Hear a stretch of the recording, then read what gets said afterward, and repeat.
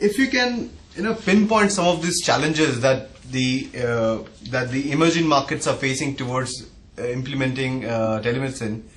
Can you just wide open that few points? Sure. If you can. Sure. Well, first of all, it's a pleasure to meet you, and thank you for taking the time and to meet, and so I appreciate that. So, first of all, I think when we look at emerging or developed markets, I think when we look at telehealth, the first thing is in India that I think is important is that, even though the market has been small, if you look at telemedicine in 2012, the market size was only estimated at about $7.5 million, right? So it was a very, very small market. But if you look at it, it's expected to grow about 20% year over year to about 18.7 million by 2017. Okay, so we are seeing some significant growth, and organizations do realize the benefits.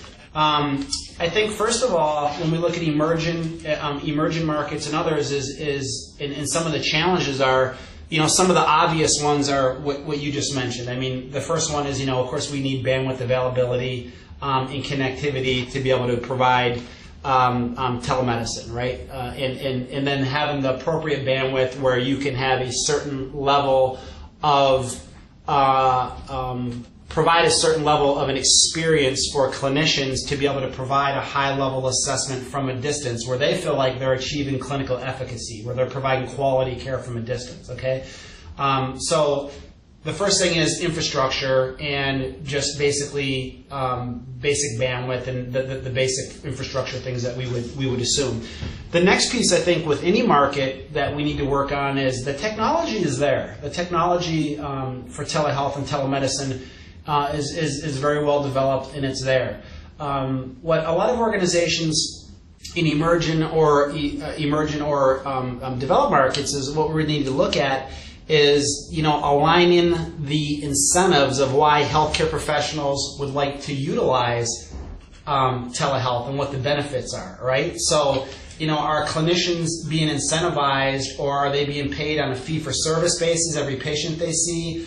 If they see patients over telemedicine, what's the benefit? Now, what's interesting about that is where I see a lot of opportunity, and I think the real upside here is when you look at of course you very well know this, but when you look at the actual, the Indian market, the private sector, 2005 it was 66%, right, as you know, and it's supposed to grow to 81% by 2015. Now, one of the areas we see telehealth growing very fast really is the private sector, and the reason is because there's a lot of competitive advantages to the utilization of telemedicine. It's a way that healthcare organizations and private organizations can reach populations that they otherwise wouldn't be able to reach, and they can increase their market share, which actually brings more customers to their facility rather than their competitors who might be down the road or might be in the same city as them, right? So it's a way that they can differentiate themselves and increase market share, which is very, very important, especially given the growing private sector in India. Now, I think the other thing that's very important, and I don't want to get off track here on this, but that I think is a very impactful statistic is, really when you look at telehealth, even from the public sector or the private sector, it's about access. And we know that there's a direct correlation between the access to healthcare that we have and the outcomes of the clinical outcomes that we receive, right? And when you look at India, and this is another statistic that you know very, very well, which I think is very interesting and very, very telling, is that only about 33% of the government doctors are actually located in rural areas, right, outside of cities, and about 70% of the population lives in those rural areas. So we have a huge maldistribution of where physicians are located at in India compared to where the people are living and where the population is. And for the public sector or the private sector, what telehealth helps to do is to close that gap and provide that equity and that reach and that access to those clinicians regardless of where they're located. So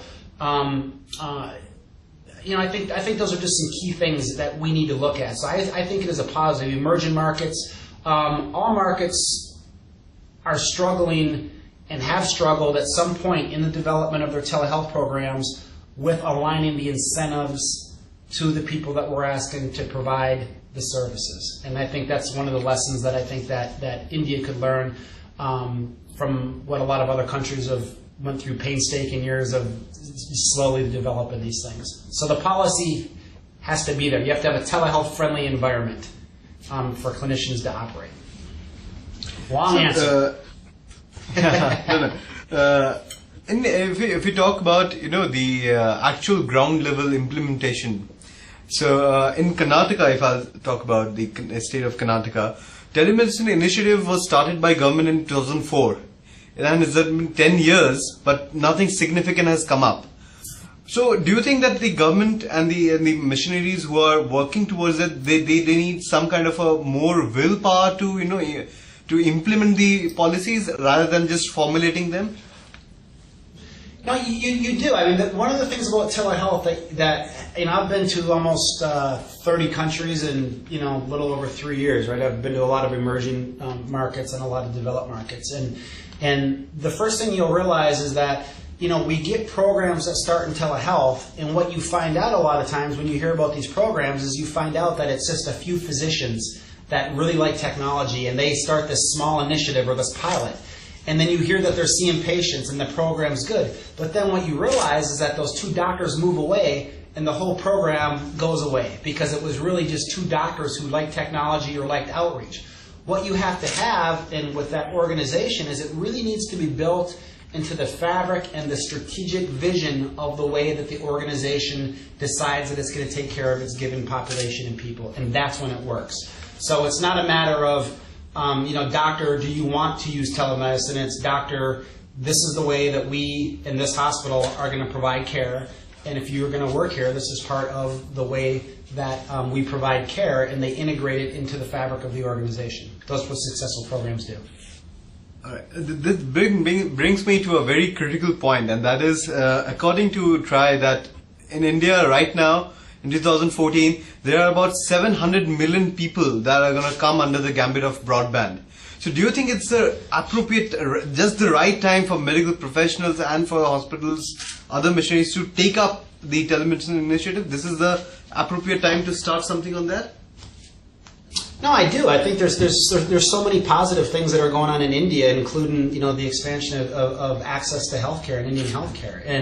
And what this is about, the whole promise of telehealth with those 700 million people is that it's more efficient to move information than it is to move people, right? That's why we do this, and we want to provide care, and like we're doing, what you and I are doing right now, right? We're quite a ways from one another, and it would have been great to shake your hand, but it's also very, very nice to for us to do our business, and then we'll go and not have to get in a plane and travel for one meeting, right? So healthcare is the same way, and with those increased access points, it's all about increased access points. And the more access points that we have, and the more ways that we can touch people and change their behavior to improve their health, provide clinical care, to provide care to them, but also to educate even physicians and GPs and others, we have more increased broadband capabilities so that the body of knowledge of medicine just continues to grow at a very rapid rate. So the challenge is how do we provide this medical knowledge from those specialists who have that medical knowledge to those in the rural areas and other areas who don't. And of course, with the 700 million and the more touch points, we can do that.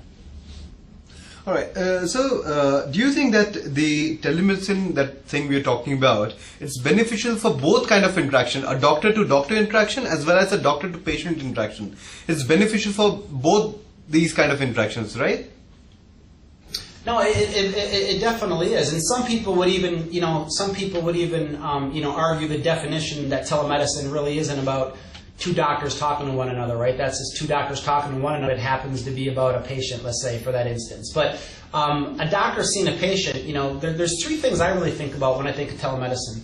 I think of the first thing is we're talking about the live interaction between a clinician and a patient from a distance, right? Because there's a lot of different definitions of what telehealth and telemedicine means.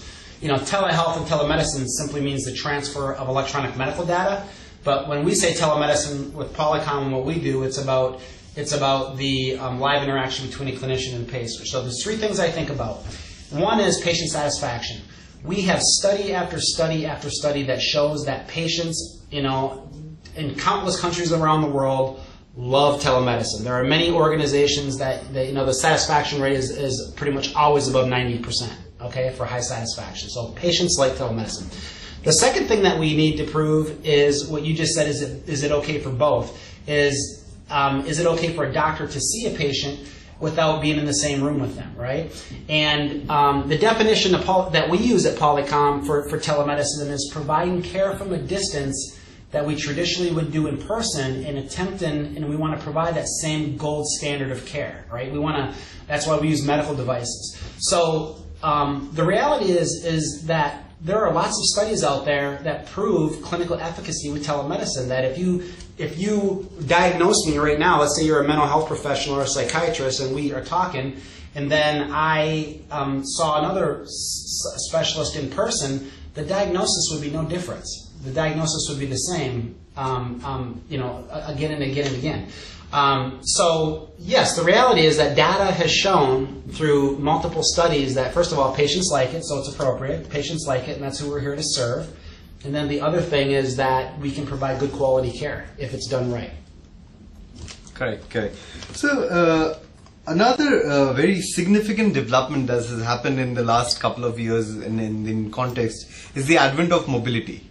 Now, do you think that the mobility is now helping numerous businesses in India? Do you think that that's something that doctors and medical professionals can also leverage? Definitely. I think what's important is that as we look at of course they can leverage it from just accessing the large amounts of medical data and information out there.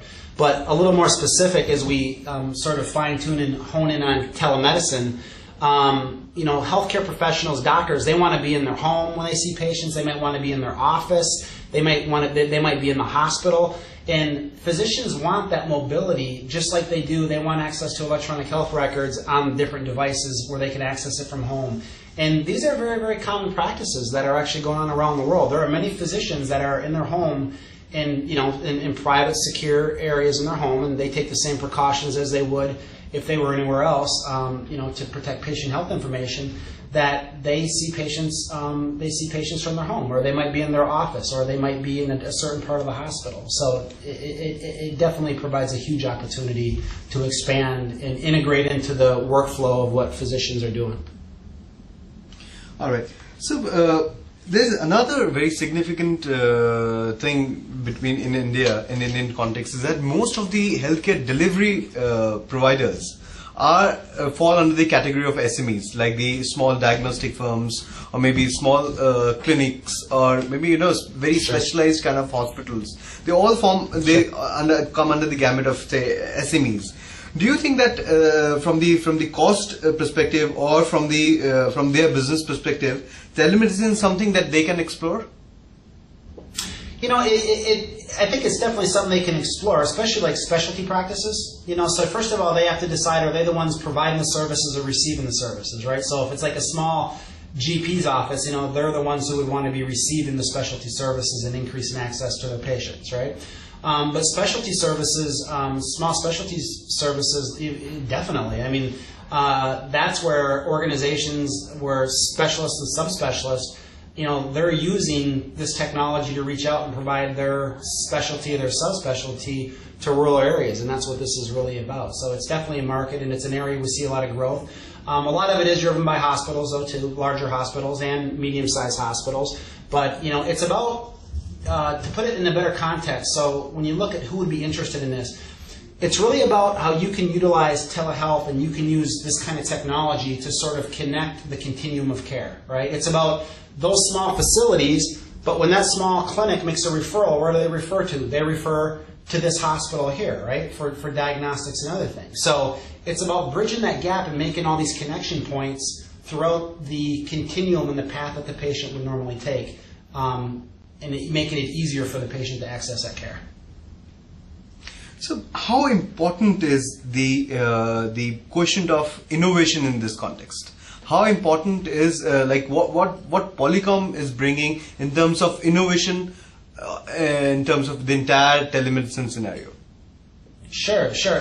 Well, first of all, Polycom is some of the things that are very, very important with telehealth is a lot of times telehealth we don't, people don't always choose where they're going to get sick, right? So, and where they need care. So the reality is that we can't always count on where the actual patient's going to be, and we might be running video over the open internet. One of the things that Polycom has always been a leader in, which is very, very important in this industry with telehealth, to provide the highest quality interaction between a doctor and a patient is video compression. Polycom, we can get high definition video at as little as like 512 kilobits, right? So that really opens up a lot of opportunities to provide a very, very good experience like we're having, but also to be able to do that in areas that previously, without this higher level video compression, we wouldn't have been able to do. So that's one area, is video compression. The other area that Polycom is working very hard, innovating is we realize that we're a significant part of a telehealth solution, but there are other components of a telehealth solution that really provide all of the different things that a customer might want, or a healthcare system might want. They might want a very low-end, very, very low-cost system, which might just consist of video conferencing. Let's say it's mental health. They just want low-cost video conferencing. Or they might want a very higher-end, more integrated system where you have electronic health records integrated in, where you have a scheduling system, where you have a referral system. And how do you do this with everyone in distant locations, right? And where you can transfer patient information. So we work with technology partners, and we have a variety of technology partners that are integrated into Polycom solutions so that we can provide, with our partners, the scheduling. We can provide the access directives. We can integrate into the electronic health records with our partners. We can integrate, and we can work with our partners and take a snapshot of an eye or an ear and save that into the PACS system, the actual image into the PACS system that when we're in a live consultation. So it's really about providing the end-to-end solution and developing the right ecosystem to do that, and that's what we focused on. Okay, so the last thing that I want to ask is that you will agree with me when I say that there's a greater requirement of making the people aware, especially in emerging markets like India, about telemedicine, about its benefits and about its business implications as well. That how can this kind of initiative turn your business into more profitable or more viable business opportunities. So do you think that somehow educating them and making them aware, this onus lies on companies like Polycom that who are at the forefront of the telemedicine initiative all across the world? And do you feel that there's a kind of onus on you people also to go out in the market and educate them and make them aware? No, I definitely think that I definitely feel that we're an important piece of the bigger group that should be messaging, right? I think that also that corporations and companies like Polycom that develop technology, but also I think that healthcare specialists and specialty groups and medical associations also need to look at how we can leverage technology. I think in a perfect world, we would have physicians on every corner. In a perfect world, we would have enough specialists and everything. But the reality is we don't live in a perfect world. And the reality is that as we have population, we have an aging population, people are getting older, we have more people requiring care, more chronic disease. So we need to look at different ways and different delivery models that we can increase productivity. And healthcare is actually, if you look at healthcare productivity, healthcare is actually one of the lower areas as far as having increased productivity, right? It's almost at the very bottom compared to most industries. So it's the onus of Polycom. It's the onus. It's the onus of medical associations and anyone who wants to see healthcare organizations increase access. And then also, it's the other side of it is we want to provide good care, but it's also good business. And if you're in the private healthcare system and you're not looking at this, and you're not looking at telehealth as an option from a competitive perspective, I can guarantee that if you're not, one of your competitors will very, very soon. And that's what we're seeing around the world.